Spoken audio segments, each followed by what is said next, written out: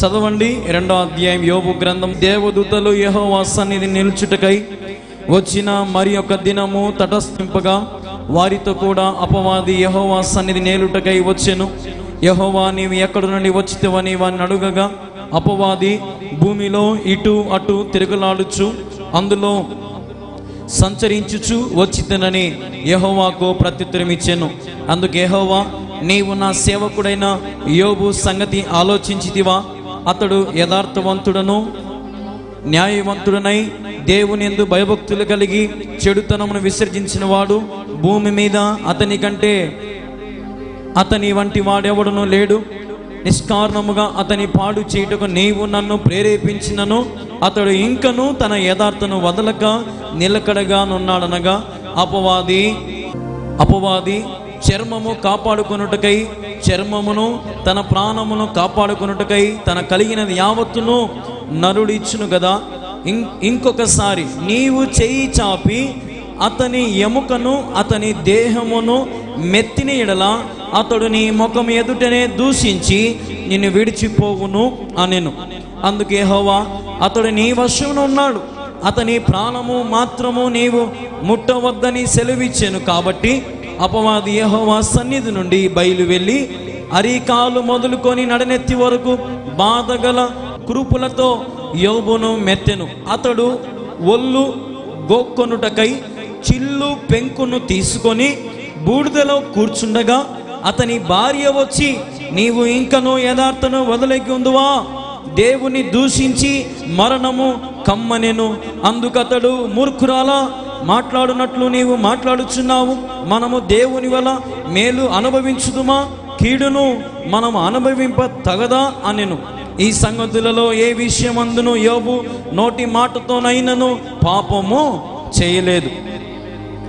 తేమానీయుడైన ఎలీఫాజు, షుహీయుడైన బిలిదు, నయునితుడైన Zophar అను యోబు ముగ్గురు స్నేహితులు అతని సంభవించిన ఆపదలన్నిటినీ గూర్చి వినిన వారై అతనితో కలిసి దుఃఖించుటకును అతనిని ఓదార్చుటకును పోవలనని ఆలోచించుకొని తమ తమ స్థలములను విడిచి వచ్చిరి.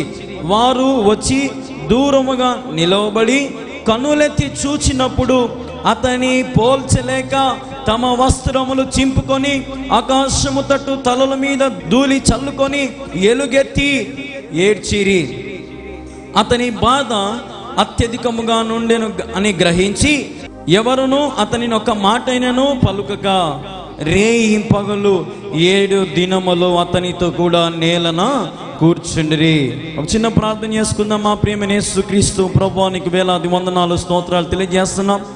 ప్రభా, ఇదిగో ఈ సమయం నిలబడి దాసుని నీ పరిశుద్ధాత్మ శక్తిని కుమ్మరించి నీవే మాట్లాడి బలపరిచి స్థిరపరచమని వేడుకుంటూ నజరేయుడైన యేసుక్రీస్తు నామములో ప్రార్థిస్తున్నాను తండ్రి, ఆమేన్.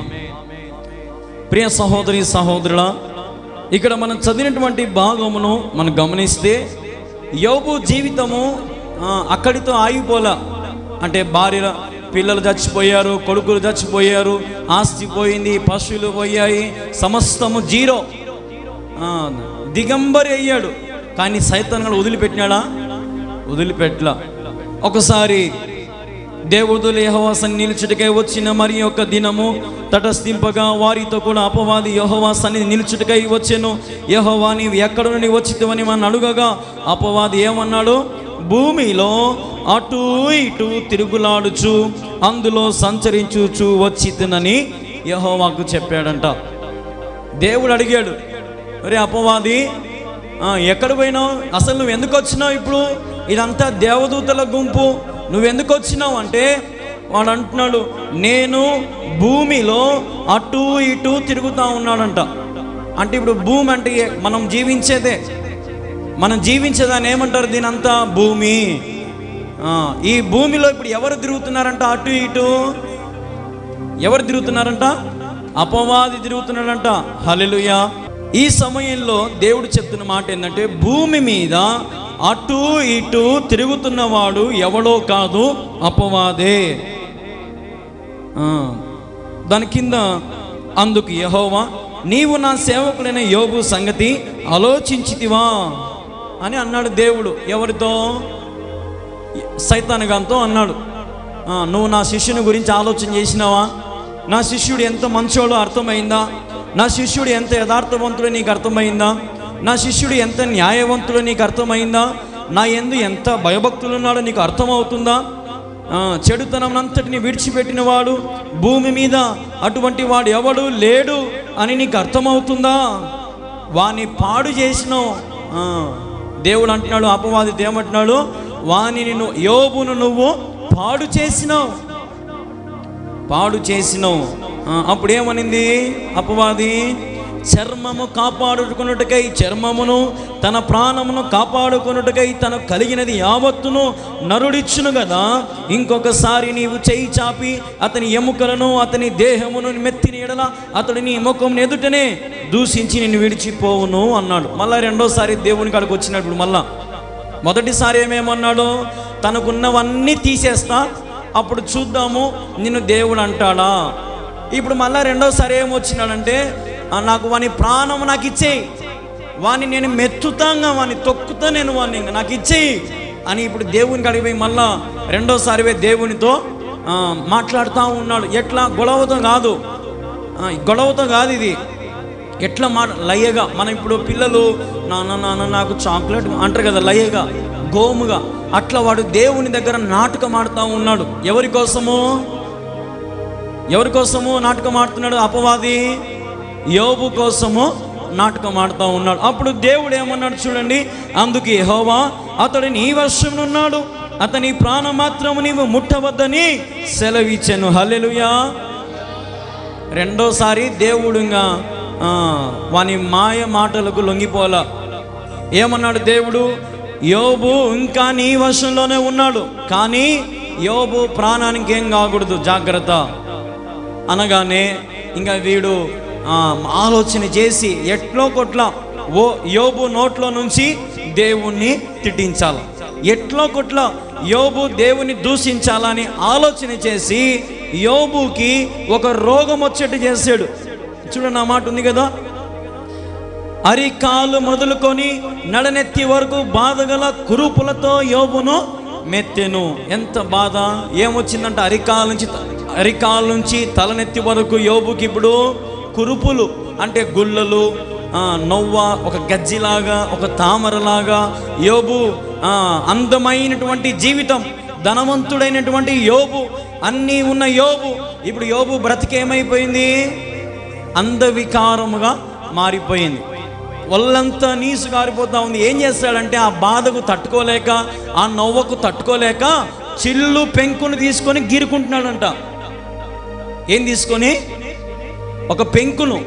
ఒక చిల్లు పెంకు తీసుకొని గీరుకుంటున్నాడంట. ఇట్లా అంతా ఆ గుల్లలు కానీ నీసు కాడుతూ ఉంది. అంత ఘోరమైన స్థితిలో యోబు బతుకు మారిపోయింది. ఎవరి వల్ల? సైతాను గాని వల్ల. దాని కింద తర్వాత చూడండి ఇంకా ఏం జరిగిందో. అతని భార్య వచ్చి, నీవు ఇంకా యథార్థను వదులుకుందువా? నీవు దేవుని దూషించి మరణము కమ్మనెను. అప్పుడే భార్య వచ్చింది ఇంకా సీన్లోకి. ఏమొచ్చింది? వచ్చి, ఎంతకాలం ఇట బాధపడతావు? ఒక్కసారి పోతే పోయింది నీ బతుకు. దేవుని తిట్టి సావు రాదు, దేవుని తిట్టి సావు అంటుంది భార్య. పిల్లలు చచ్చిపోయారని బాధ లేదు, ఆస్తి పోయిందని బాధ లేదు, పశువులు పోయినాయని బాధ లేదు, పనివారు చచ్చిపోయిన బాధ లేదు, అన్నీ ఏం బాధ లేవు. ఇప్పుడు ఏం కావాలి? ఇప్పుడు ఆమెకు కూడా దేవుని తిట్టు సావు. ఏంది ఊరికి నీసు గార్చుకుంటా గలీజ్గా నా కళ్ళ ముందరా నీ బతుకు నువ్వు బతకలేవు, నిన్ను ఎవరు చూసుకుంటారు, నిన్ను చూడాలంటే అబ్బే కదా. ఇప్పుడు ఎవరైనా భర్త పొరపాటున మనసు మీద అనారోగ్యంతో పడితే ఈ కాలంలో భార్యలు తన కూర్చున్నటువంటి బాత్రూమ్ ఎత్తి బయట పోసేలు ఉన్నారా? పాసును తీసుకొని పోయి కక్కుంటే కదా. ఎవరన్నా ఉన్నారా అప్పుడు ఇట్లా? సేమ్ అంతే యోబు భార్య కూడా ఏమనిందంటే, సావురా నాయనా, దేవుని తిట్టి దేవుని దూషించి చావు. ఏంది బతుకు? ఎప్పుడు ఒంటి నిండుతా గుల్లలు, ఒంటి నిండుతా గలీజ్తో అని భార్య యోబుకి తోడుగా నిలబడిందా? లేదు. దాని కిందనే అప్పుడు యోబు అన్నాడు చూడండి, అందుకతడు మూర్ఖురాలా మాట్లాడునట్లు నీవు మాట్లాడుచున్నావు. మనము దేవుని వలన మేలు అనుభవించుదుమా, కీడును మనకు సంభవింప తగదా అనేను. ఒకటే మాట, కోపం. మూర్ఖురాలా, నోటికి ఎంతో శాతం మాట్లాడుతూ ఏమనుకుంటున్నావు నా దేవుని గురించి? నా దేవుడు నాకన్నీ మేలులు చేసేవాడు. నా దేవుని కోసం శ్రమైన అనుభవిస్తా. హల్లెలూయా. నా దేవుని కోసం ఏమనుభవిస్తాడంట ఆయన? శ్రమలైనా ఏమైనా, నా ఒళ్ళు కృషించిపోని, గలీజ్ అయిపోని, ఏమైనా అయిపోని, దేవునిగా నేను తిట్టను. దేవుని నేను దూషించను. హల్లెలూయా. ఇటువంటి భక్తులు ఈరోజు ఉన్నారా? ఉన్నారా? ఎవరు ఉన్నారు?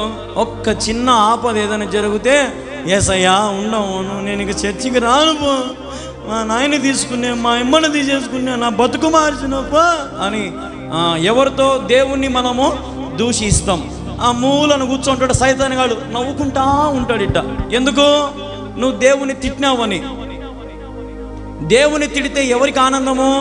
దేవుని తిడితే అపవాదికి భయము. హల్లెలూయా, హల్లెలూయా. దుర్రాత్మ, అంధకార చీకటి శక్తులను పారుదలేవాడు యేసు ప్రభు ఒక్కడే. అందుకే యోబు కూడా ఏం చేశాడు? యోబు, ఏమే మూర్ఖురాలా, చూస్తానా నీ కథ? నాకు చిల్లు పెంకుతో గీక్కుంటా ఉంటే కనీసం వచ్చి ఒక కట్టు దుడుసావు, దూదితో దుడుసావు, మళ్ళా నోటికి వచ్చిన మాటతో పగబో అని గదురుకున్నాడు. మన భాషలో చెప్పాలంటే హల్లెలూయా. గదురుకోగానే ఆమె పరిస్థితి ఏందో చూడండి, కింద ఏమైందో ఆమె బతుకుంగా. ఈ సంగతులలో ఏ విషయమందును యోబు నోటి మాటతో నైనను పాపము చేయలేదంట. హల్లెలూయా. భార్య వచ్చింది గలిబిలి చేయాలని, భార్య ప్రేమ కూడా లొంగల. భార్య ప్రేమ కాదు అది, భార్య దూషించింది, తిడుతూ ఉంది, రోగం వచ్చింది, వ్యాధి వచ్చింది, కానీ పాపము చేయలేదంట. హల్లెలూయా. మనం ఆ చిన్న హాస్పిటల్కి పోతే అయిపోయా, ఏదైనా వ్యాధి వస్తే అయిపోయా, ఇంకా దేవుడు లేడు, ఏమి లేడు.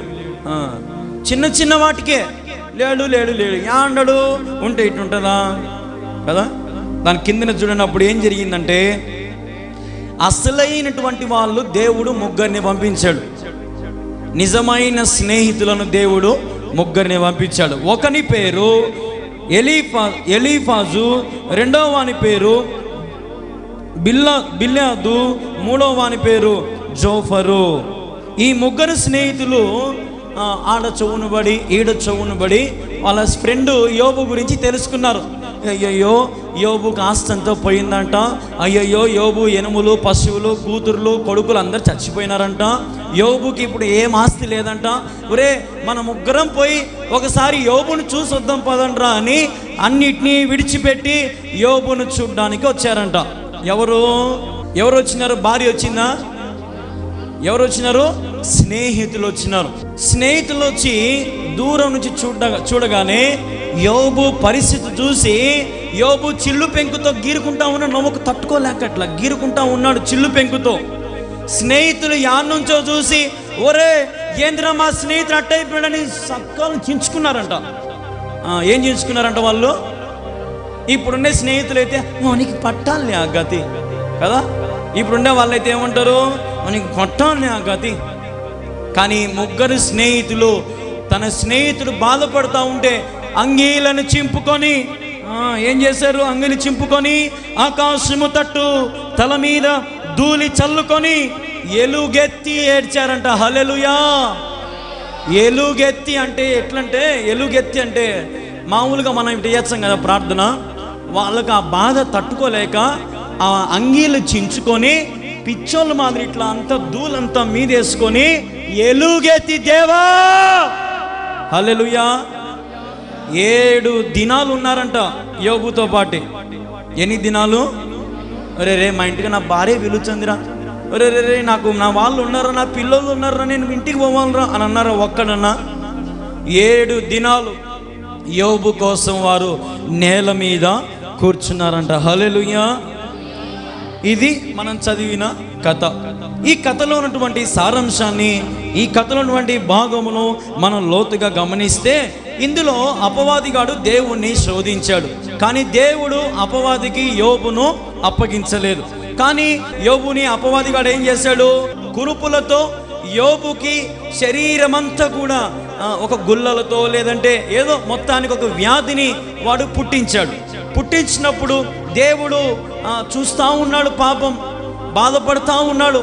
కానీ దేవునికి కూడా ఒక ధైర్యం ఏంటంటే, నా బిడ్డ తప్పు చేయడు, నా బిడ్డ నన్ను ఒక మాట కూడా అనడు, నా బిడ్డ ఎట్టి పరిస్థితుల్లో ఎంత శ్రమైనా ఓర్చుకుంటాడు అని దేవునికి తెలుసు.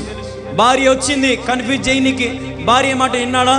ఇన్లా పోవే చెప్పినావు, మాట్లాడుతూనే ఉండవు, సూచన నీ కథ అంతా. ఈరోజు దేవుడు లేకపోతే మనం ఉన్నామా అని భార్యని ఎదిరించాడు. నోటి మాటతో కూడా పాపము చేయలే. హల్లెలూయా. నోటి మాటతో కూడా పాపము చేయలేదంట యోబు. మరి అంత యథార్థవంతుడు, న్యాయవంతుడు, పాపమును విసర్జించిన వాడి యోబుని చూసి నీవు నేర్చుకోవాల్సిన సత్యం ఏంటంటే, నేను కూడా ఇక నుంచి నా జీవితంలో ఏమి సంభవించినా నా దేవుని ఎన్నటికీ దూషించను. హల్లెలూయా. దూషించదు దేవుని దూషించిన వారు ఖచ్చితంగా ఎక్కడికి పోతారంటే నాకు తెలిసినంత వరకు నరకానికే పోతారు. దేవుని దూషించిన వారు, దేవుని అవమానపరిచిన వారు, నువ్వు బాప్తిసాలు తీసుకో, ఎన్నైనా చేసుకో, పోయేది నరకానికే. అప్పుడు తెలుసో తెలియక అన్యాయంలేనైనా అంటే దానికి భారీ మూల్యం చెల్లించాల. ఏంటంటే ఆ మూల్యము మన విరిగి నలిగిన హృదయము ప్రభువుకు సమర్పించాలి. యోబు సమస్తాన్ని పోగొట్టుకున్నాడు. కానీ ఏమన్నాడు యోబు? మొదటి అధ్యాయం చివరి వచనంలో చూడండి ఒకసారి ఆ మాట. మొదటి అధ్యాయం చివరి వచనం 21, 22. నేను తల్లి గర్భంలో నుండి దిగంబరై వచ్చి తిని దిగంబరుగానే అక్కడికి తిరిగి వెళ్ళుదును. యెహోవా ఇచ్చెను, యెహోవా తీసుకొని పోయెను, యెహోవా నామమునకు స్తుతి కలుగును గాక. ఈ సంగతులలో ఏ విషయమందును యోబు ఏ పాపము చేయలేదు, దేవుడు అన్యాయము చేసినని చెప్పలేదు. అన్యాయము చేశాడని కూడా చెప్పలేదంట యోబు. అన్యాయం కూడా చేయలేదని చెప్తున్నాడు. అంటే భార్య పోయింది, ఇప్పుడు భార్య వదిలేసిపోయింది, పిల్లలు చచ్చిపోయినారు, ఆస్తి పోయింది, అంతస్తులు పోయినాయి, ఒంటి నిండుతా రోగం వచ్చింది. ఫ్రెండ్స్ అందరూ నిజమైన స్నేహితులేమో ఆయన చుట్టూ ఉన్నారు. ఇప్పుడు దేవుని కోసం మొరపెడతా ఉన్నారు. 7 దినాలు నేల మీద కూర్చొని ఏ ఆహారం లేకుండా తమ స్నేహితుని బాగు కోసము ప్రార్థన చేస్తున్నారు. ఇందులో మనం గమనించాల్సిన విషయం ఏంటంటే, ఈ ముగ్గురు స్నేహితులు ఎంతో ప్రేమతో వచ్చారు. తన స్నేహితుడు బాగుపడాలని, తన స్నేహితుడు ఆరోగ్యంగా ఉండాలని, తన స్నేహితుడు మునుపటి కంటే అధికమైనటువంటి బలముతో, మునుపటి కంటే అధికమైనటువంటి ధనముతో దీవించబడాలని ముగ్గురు స్నేహితులు ప్రయాసపడ్డారు. అటువంటి స్నేహము నీకుందా? అటువంటి స్నేహం ఈరోజు నువ్వు అనుభవిస్తున్నావా? ఈరోజు నీ స్నేహం ఎలాగుంది ఆలోచన చేయి. నీ సాంగత్యం ఎలాగుంది? నీ చుట్టూ ఉన్న వారు ఎలా ఉన్నారు? నీ బంధువులైనా, రక్త సంబంధికులైనా నీ మేలు కోరే వారిగా ఉన్నారా? నీకు ఆపదలు వచ్చినప్పుడు, కష్టములు వచ్చినప్పుడు, నువ్వు అనారోగ్య పరిస్థితి నీ చుట్టూ ఉన్నారా? ఆలోచన చేయి. ఇక్కడ ఉన్న ముగ్గురు స్నేహితులు యోబుని విడవలేదు, ఎడబాయలేదు. హల్లెలూయా. యోబుని విడిచిపెట్టారా? విడిచిపెట్టలేదా? విడిచిపెట్టలా.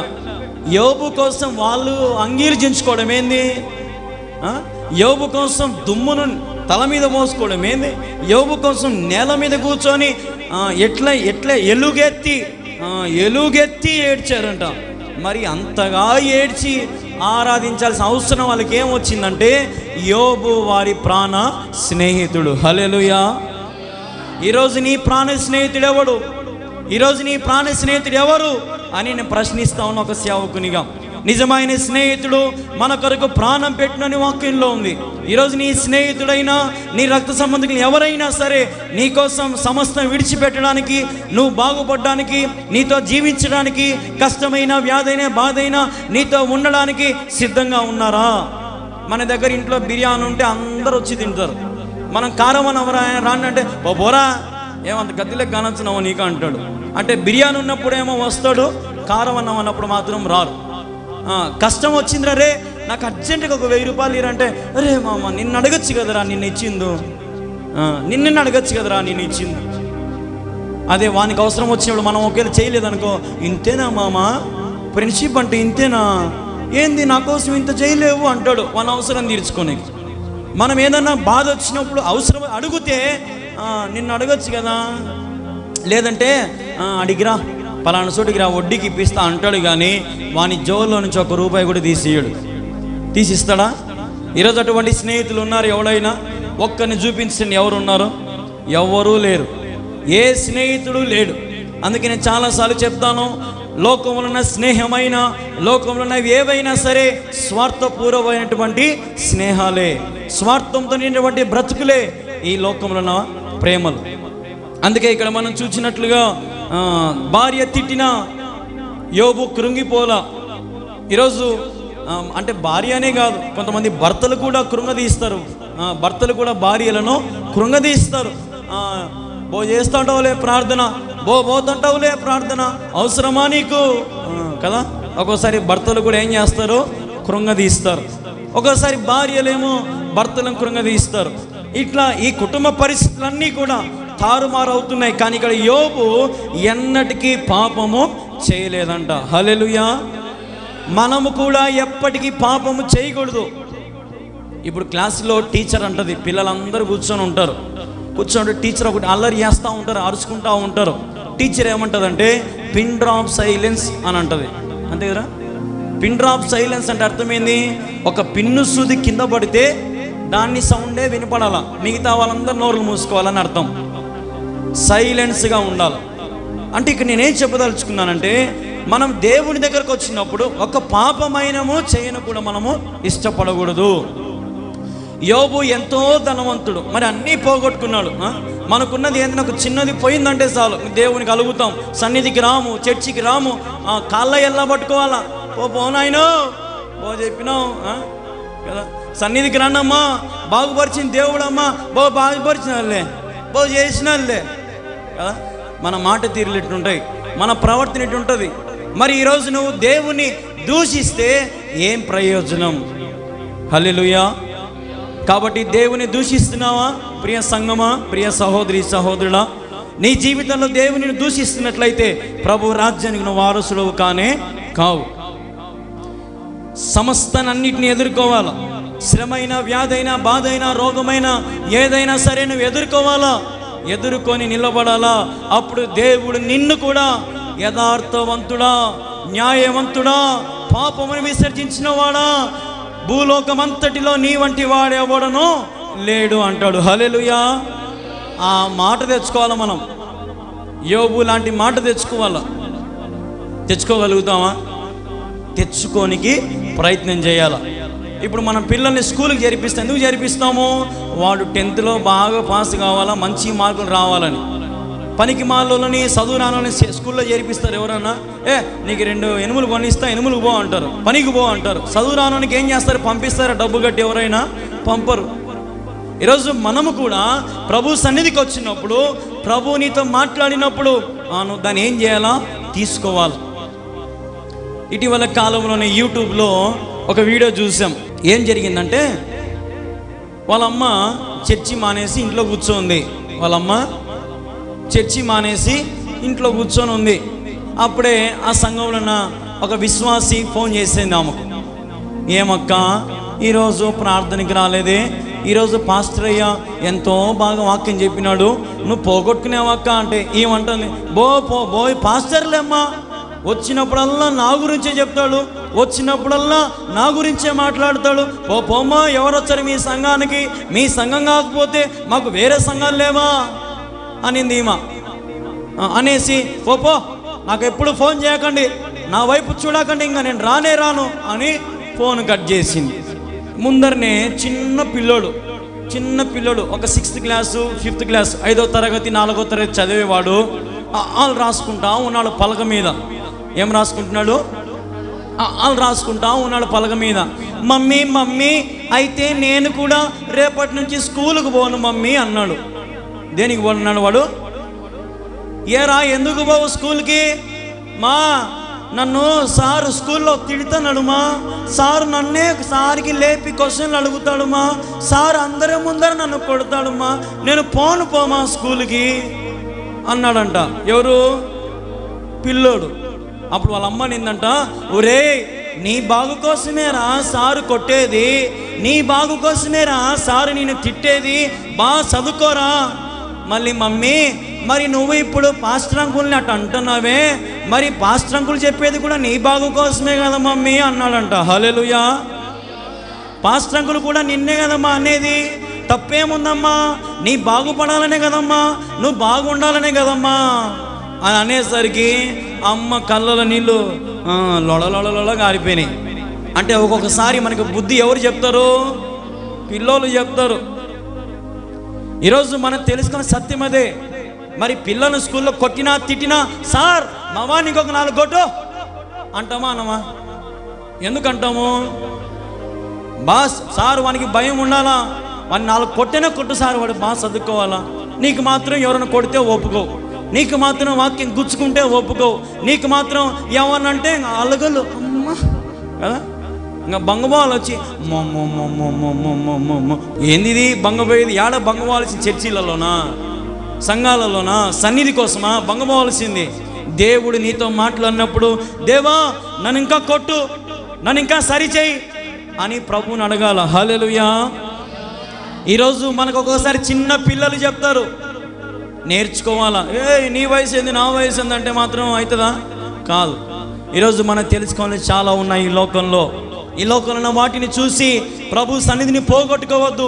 యోబు ఏ రీతిగా అయితే సమస్తను పోయినప్పటికీ కూడా యెహోవా ఇచ్చెను, యెహోవా తీసుకొనెను, ఆయన నామముకే స్తుతి కలుగును గాక అన్నాడు. అయినప్పటికీ సైతాను వదిలిపెట్టలా. మళ్ళా రోగం పెట్టింది యోబుకి. గీరుకుంటా ఉన్నాడు, నవ్వ పెడతా ఉంది, పెంకుతో గీరుకుంటా ఉన్నాడు. యేసయ్యా అన్నాడా? అన్నాడా యేసయ్యా అని అన్నాడా? మళ్ళా ఈరోజు మనం ఆలోచన చేయాలండి. ఇవన్నీ మనం చిన్న చిన్న వాటికే దేవా ఈ నెల కంతు కట్టలేకపోయినా ఏంది దేవా, నాకు ఆరోగ్యం బాగాలేదు ఏంది దేవా, ప్రతి దానికి అడిగిపోతాం, టక్కున జమ్మని అడిగి లేచిపోతాం. అంటే దేవుని కాడికే, ఏమొచ్చినా దేవుని కాడికే. బాగున్నప్పుడు మాత్రం దేవుడు కానరాడు. ఎప్పుడు కానొస్తారు దేవుడు? బాగలేనప్పుడు. హల్లెలూయా. మరి ఇక్కడ యోబు బాగలేడు, కుళ్ళి కుసించిపోతా ఉన్నాడు. వ్యసన వాసనతో, రోతకరమైనటువంటి దేహముతో ఏమంటున్నాడంటే నా దేహము దేవునికి ఆలయం. హల్లెలూయా. దేవునికి ఆలయముగా మార్చబడినటువంటి దేహము.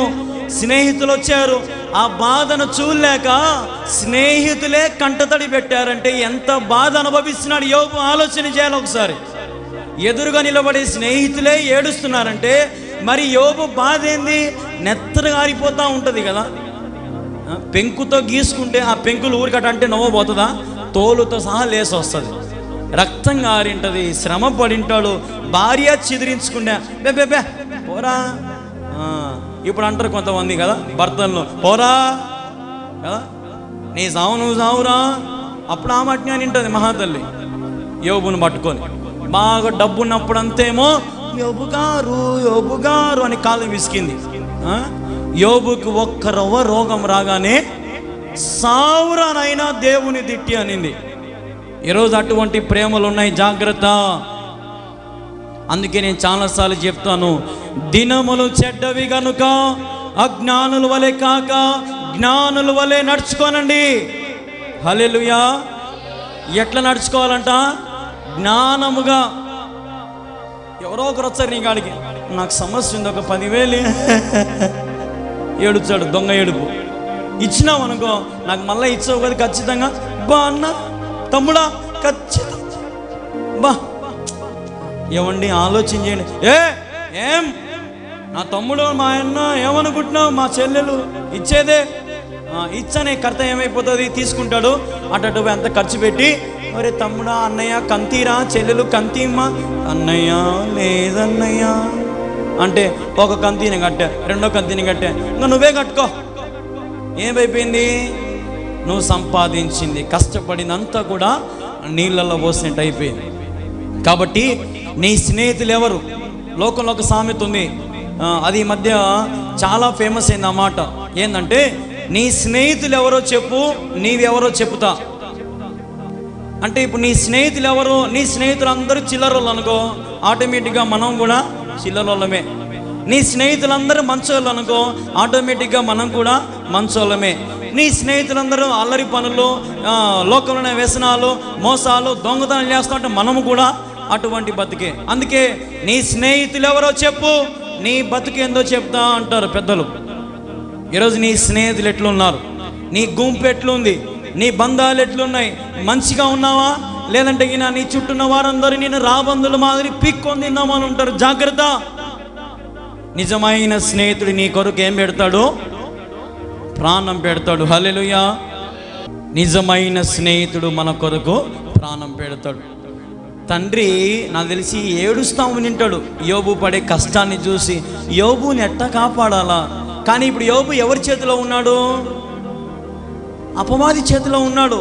దేవుడు ఏం చేయలేకపోతా ఉన్నాడు. లేకపోతే దేవుడు సైతాన్ని తొక్కి అవతలేసిండు. కానీ దేవుని చేతిలో లేడు యోబు. ఇప్పుడు ఎవరి చేతిలో ఉన్నాడు? ఇంకా పందెము ఇంకా అట్ట ఇటు కాకుండా ఉంది. పందెం సైతానుకు దేవునికి పందెం అట్ట ఇట్ట ఉంది. ఇంకా ఎవరు గెలిచిందో ఇంకా కథ జరగలే. ఇంకా ముందుకు పోతే కథ తెలుస్తుంది. ఇంకా 3వ అధ్యాయం 4వ అధ్యాయం పోతా ఉంటే కథ తెలుస్తుంది లాస్ట్కి ఏం జరిగేది. ఇప్పుడు వరకు నేను చెప్పే మాట ఏంటంటే, యోబుని చూడ్డానికి 3 స్నేహితులు వచ్చారు. ఆ 3 స్నేహితులు సమస్తాన్ని చింపుకొని ఒక్క మాట అయినను పలుకక రేయింపగళ్ళు వచ్చి, కొంతమంది వస్తారు, మన బంధువులైన ఎవరో ఒకరు వచ్చారు. ఏమరా అవసరమా నీకింత? ఏం గతి పట్టిందా నీకు? ఒక మాట దేవుని తిడితే పోదు, ఊరికి ఆస్తి పోగొట్టుకుంటేవి, కూతుర్లను పోగొట్టుకుంటేవి, కొడుకులను పోగొట్టుకుంటేవి, ఇప్పుడు భార్య బాయో అని అరసలే. వీళ్ళు ఈ ఫ్రెండ్స్ అట్ట అరసలే. దూరం నుంచి చూడగానే కన్నీళ్ళు కారిపోయి రాత్రి పగళ్ళు 7 దినాలు ఏడ్చారంట స్నేహితుని కోసం. హల్లెలూయా. కొంతమంది మన బాధల్లో ఉన్నప్పుడే వచ్చి గెలుగుతాడు. ఏంటికి వచ్చింది నీకు జ్వరం? ఎందుకు పోయినావు దాని కాడికి అంటే మనకు తెలిసి జ్వరం వచ్చదు ఏమన్నా? అదే నేను చెప్పేది ఏంటంటే, నిజమైన స్నేహితుడు నీ బాధను తెలుసుకొని నీ బాధను పంచుకుంటాడు. హల్లెలూయా. నీ బాధను పంచుకునేవాడు ఎవరో కాదు, సాక్షాత్తం తండ్రి అయిన దేవుని కుమారుడే. ఆయన పేరే నజరేయుడైన యేసుక్రీస్తు ప్రభు. నీ బాధను దుఃఖ దినములన్నింటినీ సమాప్తపరిచి ఆయన నీకున్న వ్యాధిని, బాధను, రోగమును తీసివేసి నీకు శాంతితో సమాధానం దింపడానికి ఆయన సిద్ధంగా ఉన్నాడు. కానీ నీవు ఎవరి వశములో ఉన్నావు? సైతాను గాని వశంలో ఉన్నావా? దేవుని వశంలో నీవు ఉన్నావా? ఆలోచన చేయి. నీ చుట్టూన్న వారు ఎవరు? నీ సాంగత్యం ఎవరో ఒకసారి ఆలోచన చేసుకో. నీ మేలు కోరేవారెవరు? నీ హాని కోరి వారెవరు? ఆలోచన చేసుకో. నిన్ను ఎగతాళి చేసేవాడెవడు? నిన్ను కించపరిచేవాడెవడు? ఆలోచన చేసుకో. మా అయ్య ఎంత మంచోడో అంటారు నీ ముందర. అట పక్కకపోతానే మా అయ్యకు తగిన శాస్త్రం జరిగింది అంటాడు మళ్ళా వాడే. నీ ముందరేమో బాగా అయ్యా ఈడికి వచ్చానే నీ అయ్యా, ఈడేమో అయ్యా ఈ పక్కకు వచ్చానే నీ అయ్యా. అయిపోయా. నీ ముందరేమో నటన, లోకములేమో హీరో మాదిరి బిల్డప్. ఈరోజు పరిస్థితులు ఇటు ఉన్నాయి. కాబట్టి యోబు స్నేహితులపై యోబును గెలకలే. మనోళ్ళు గెలుకుతారు కదా, గెలుకుతారు. గెలికి గెలికి గెలికి దాన్ని చాటు చేసి ఇటంట ఇటంట ఇటంట ఇటంట ఇటంట అని అంతా చెబుతారు. కానీ ఒక్కడన్నా నీకోసం మోకరించి ప్రార్థన చేయమను చేయరు. అది ఇంట్లో మళ్ళీ ఊరంతా చెప్పమంటే మాత్రం చెప్తారు. అవునా కాదా? వాస్తవం కాదా? నీకు ఒక వ్యాధి వచ్చిందనుకో, నీకోసం నేను ప్రార్థన చేస్తలే, కళ్యాణ్ నీకోసం నేను ప్రార్థన చేస్తలే అని ఒకడు అన్నాడు. కానీ నాకు వచ్చిన జబ్బు ఊరంతా చెబుతారు. దానికి టైం ఉంటుంది, ప్రార్థన చేయడానికి టైం ఉండదు. ఎందుకంటే మనం బాగుపడితే ఒప్పుకోరు. మరి నేను కూడా ఇప్పుడు యోబు లాంటి జీవితం జీవించినప్పటికీ కూడా నాలో కూడా అపవాది ఏం చేస్తున్నాడంటే గెలుకుతాడు మళ్ళా. నేను ఎవరిని? మరి నేను కూడా మనిషినే. మనమందరం యోబు వలె ఎంత భక్తిగా ఉన్నా అపవాది కానీ పని ఏందంట, భూలోకంలో అటు ఇటు అటు ఇటు తిరుగుతానే ఉంటాడు. నువ్వు దొరికితే నిన్ను పట్టుకుంటాడు, మేరీ దొరికితే మేరీని పట్టుకుంటుంది, గంగయ్యను పట్టుకుంటే గంగయ్యను పట్టుకుంటుంది. ఎవరు కావాలంటే వారితో ఆట ఆడుతుంది. ఆట ఆడినప్పుడు మనం దాని నుంచి తప్పించుకోవాలంటే కేవలం యేసుక్రీస్తు నామం ద్వారానే. హల్లెలూయా. ఈరోజు మనం అది అనుకుంటాం, ఎదుటోడు ఒక తప్పు చేస్తే ఒప్పుకోం, మనం మాత్రం అన్ని తప్పులే. ఎదుటోడు బాగుపడితే ఒప్పుకోం, మనం ఎట్టయినా పర్వాలే. ఇది మన బ్రతుకు ఈరోజు. కానీ ఇక్కడ స్నేహితులు తన స్నేహితులు బాధపడే చూసి కన్నీరు కార్చే స్నేహం ఇది. ఈరోజు అటువంటి స్నేహమును కలిగి ఉండాలా. ప్రియ క్రైస్తవుడా, ప్రియ దేవుని బిడ్డలారా, నీ పొరుగు వారికి ఏదైనా బాధ కలిగి ఉంటే మోకరించి ప్రార్థన చేయి. అది దైవ సేవకుని, దైవ సన్నిధి ఉన్నటువంటి లక్షణం. నేను ఎందుకు ప్రతి ఒక్కరి మీద చేయబెట్టి ప్రార్థన చేస్తానంటే, వాళ్ళు బాగుపడాలా, వారు దీవించబడాలా, ఆశీర్వదించబడాలా. మీకు తెలుసో తెలియదో, రాత్రి అయితే నన్ను ఒక ఆట ఆడుకుంటాయి ఈ అపవాదులన్నీ, ఒక ఆట ఆడుకుంటాయి. అట్నే ఊరికి నిలబడిన వాక్యం చెప్తా కదా, ఇంటికి పోగానే గురించి వాడు పడుకోగానే ఇంకా వచ్చింటాయి అన్నీ. చేయబెట్టి ప్రార్థన చేసినా ఉండు నీ కథ చెబుతా అని ఒక్కొక్కటి మీద పడుతూ ఉంటాయి. ఒక్కొక్క దాన్ని తప్పించుకోవాలా. ప్రభువా, ఇదిగో ఆ బిడ్డ తల మీద చేయబెట్టి ప్రార్థన చేసిన ఆ అపవాదం వచ్చి నన్ను శోధిస్తూ ఉంది, వాడిని తీసేయి. ఇదిగో ప్రభువా, ఫలాని బిడ్డ మీద చేయబెట్టి ప్రార్థన చేసిన ఆ అపవాది నా మీదకి వచ్చింది, వాడిని తీసేయి. అంటే దాని అర్థమైంది, ఇప్పుడు నా జీవితం నాశనం అయిపోయినా కూడా మీ జీవితం బాగుపడాలని కోరుకునే సేవకుని నేను. హల్లెలూయా. నిజంగా నేను అనుకుంటాను, యోబులాగా బ్రతకాలని నా ఆశ. యోబులాగా నా జీవితం కృషించిపోయినా, నష్టాల్లో ఉన్నా, కష్టాల్లో ఉన్నా, నా బ్రతుకు ఎటువంటి పరిస్థితిలో ఉన్నా, నా దేవుని కోసం నేను ఎన్నడికి ఏ పాపము చేయను. ఎందుకంటే నా దేవుడు యూదా గోత్రపు సింహము, నేను కూడా ఆయనకు పుట్టిన వాడినే. హల్లెలూయా. నా దేవుడు రాజులకు రాజు అయితే ఆయన కుమారుడైన నేను కూడా రాజకుమారునే. నా దేవుడు నాకు నేర్పించినదే, నీ పొరుగు వారిని ప్రేమించు, నీ పొరుగు వారి కోసం కన్నీరు కార్చు, వారిని బాగుపరచు, నీకు ఇచ్చిన వరములను వారి కోసం వాడు అన్న దేవుడు. ఈరోజు మనుషులు నన్ను వెర్రివానిగా చూస్తారు, మనుషులు నన్ను తప్పులు పడతారు. ఏదో ఒక రోజు రావాల్సింది ఇక్కడికి, గుర్తుపెట్టుకోండి. నేను అనుకుంటా ఉంటా, మాట్లాడుకోండి, వాక్కోండి, ఎంత వాక్కుంటారో, రావాల్సింది ఇడికే. దేవుడు నడిపించేది ఇక్కడికే. హల్లెలూయా. నాకు దేవుడు వచ్చాడు, నేను తట్టుకోలేను, ఇంక నా వల్ల కాదు. అంత శక్తిని అప్పటి నుంచి కంట్రోల్ చేసుకుంటూనే ఉన్నా, నా వల్ల కావట్లే. యోబు లాంటి జీవితం జీవించాలా, అది బ్రతుకంటే. ఒళ్ళు కృషించిపోతున్నా, నీసు కారిపోతా ఉన్నా, నా దేవుని కంటే గొప్పవాడు ఎవరు లేడు అంటున్నాడు. అటువంటి బ్రతుక. ఈరోజు మనుషులందరూ మనల్ని గెలికేటోళ్ళే, మనుషులందరూ మనం తప్పులు పట్టాలని ఎదురు చూసేవాళ్ళే. వారి కోసం బ్రతకద్దు. మనుషులను వాళ్ళేమనుకుంటారో వీళ్ళేమనుకుంటారని తగ్గించుకోవద్దు. ప్రభు కోసం హెచ్చించబడు. హల్లెలూయా. ప్రభు కోసం దివారాత్రములు పనిచేయి, ప్రభు కోసం కష్టపడు, ప్రభు కోసం నువ్వు ఏమైనా చెయ్యి. ప్రభు నిన్ను ఉన్నత స్థితిలో నిలబెడతా. నాకు ఈరోజు ఒక చిన్న ఫోన్ వచ్చింది, ఒక అమ్మ పంపించింది ఒక ఫోన్. అమ్మ తన కానుకను పంపించింది, నాకు ఒక ఫోన్ చేసింది. బాబు, నువ్వు ఈరోజు కష్టపడుతున్నావు అంటే ఏదో ఒక రోజున నువ్వు వెలుగెత్తబోతున్నావు, నీ వెలుగు కిందికి కొన్ని లక్షల మంది వస్తారు బాబు అన్న. అట్లా ఎంతోమంది అన్నారు, ఎంతోమంది. నేను పడే ప్రయాస, నేను పడే ప్రార్థన, నేను చేసే ఆరాధన, నేను చేసే ధ్యానము ప్రభు చూస్తూ ఉన్నాడు. నాకు తెలుసు నా దేవుడు ఏదో ఒక రోజున ఈ పర్ణశాలను ఆయన ఉన్నత స్థితిలో నిలబెడతాడు. ఎందుకంటే ఈ పర్ణశాల మందిరము నాది కాదు, దీన్ని నిర్మించువాడు నా యేసుక్రీస్తు ప్రభువే. హల్లెలూయా. అన్నాడు ఆ కాలంలో నోవా నిర్మించిన పడవ ఏ రీతిగా అయితే దేవుడు చెప్పాడో, నోవా ప్రజలందరి దగ్గరికి పోయి, ఒరేయ్ లోకమంతా మునిగిపోతుందిరా, ఈ పడవ ఎక్కండ్రా అని నోవా మొత్తుకున్నాడు. ఒక్కడు కూడా నోవా మాటిన్లా. ఈరోజు నేను కూడా మొత్తుకుంటున్నా, నోవాలాగా పడవ ఎక్కుతే బాగుపడతావు, పర్ణశాలకు వస్తే నీ పరిస్థితులు బాగవుతాయి. ఎక్కువ కూడా రా యేసయ్యతో. భూలోకమంతా జలమయంతో నిండిపోయిన నా దేవుడు ఈ పర్ణశాలలో ఉండే ప్రతి ఒక్కరిని కాచి కాపాడును గాక, ప్రతి ఒక్కరి మీద ఆయన కనుదృష్టి ఉంచును గాక. హల్లెలూయా. ఇది ప్రభు ఏర్పాటు చేసినటువంటి ఓడ, ఇది నోవా కట్టేటువంటి ఓడ, దేవుడు నిర్మించేటువంటి ఓడ. ఈ ఓడలో పశువులు ఎక్కుతారా, మనుషులు ఎక్కుతారా ఆలోచన చేయండి. అన్నాడు ఆ కాలంలో, నోవా కాలంలో పశువులు ఎక్కినట్లు కాదు, ఈ కాలంలో దేవుడు నీకు అవకాశం ఇచ్చాడు. పడవ ఎక్కుతే బాగుపడతావు, పడవ దిగి లోకంలో బ్రతికితే పతనం అయిపోతావు. జాగ్రత్త. ఈరోజు నీ ప్రతి పరిస్థితులను తారుమారు చేసిన నా దేవుడు నిన్ను విడువడు, ఎడబాయుడు. నా దేవుడు నీ కోసం ఏర్పాటు చేసిన ఈ నోవా ఓడలో చేరు. నీ జీవితాన్ని నా దేవుడు స్థిరపరిచి బలపరుస్తాడు. ఆమేన్.